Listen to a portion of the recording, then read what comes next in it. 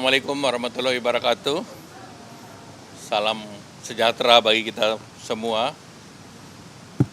Pertama tentu tadi Bapak Presiden membahas terkait dengan apa yang terjadi di Timur Tengah, terutama yang terkait dengan Iran dan Israel. Terkait geopolitik nanti akan dijelaskan oleh Ibu Menteri Keuangan. Namun pada prinsipnya adalah deeskalasi ataupun menahan diri adalah satu hal yang sangat penting, terutama terhadap negara-negara yang terlibat di sana.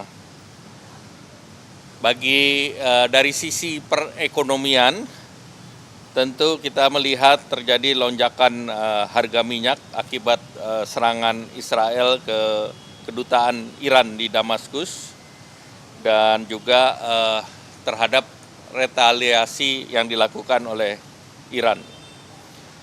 Dari segi ekonomi, Laut Merah dan Selat Hormuz itu menjadi penting, terutama karena Selat Hormuz itu 33.000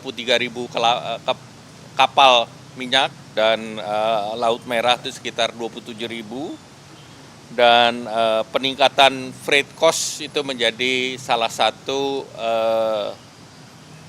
hal yang harus dimitigasi. Secara fundamental, perekonomian Indonesia tumbuh solid 5%, dengan inflasi dalam rentang 2,5 plus minus 1%, neraca perdagangan masih surplus, dan cadangan devisa tadi disampaikan masih sekitar 136 miliar US dollar.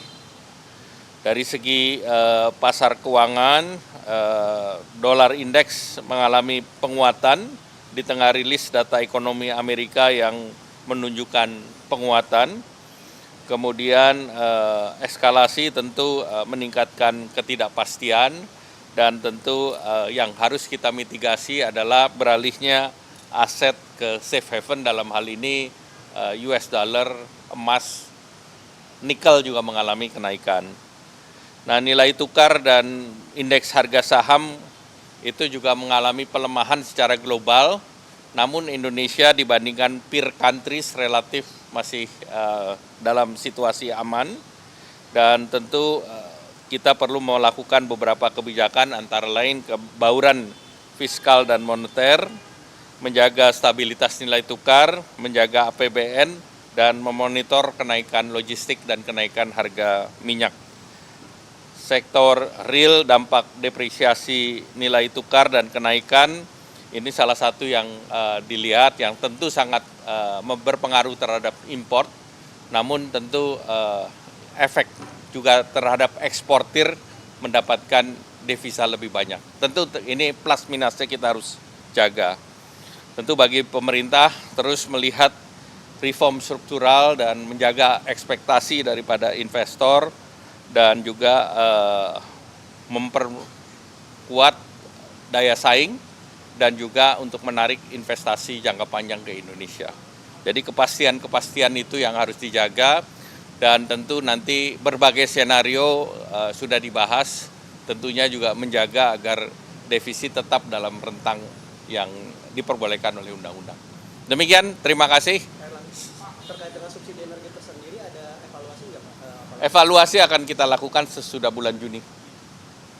Ya. Kemungkinan pemberian bantuan itu dengan kalau misalkan harga dolar naik dan situasi. Sekarang kan belum terjadi, jadi kita monitor saja, wait and watch. Prediksi pemerintah sendiri itu Kita melihat diharapkan terjadi deeskalasi. kurun waktunya Pak, kalau betul dari pandangan pemerintah. Kita monitor setiap perkembangan yang ada. Tadi arahan presiden apa aja Pak? Arahan Presiden tadi geopolitik Ibu Menteri Luar Negeri.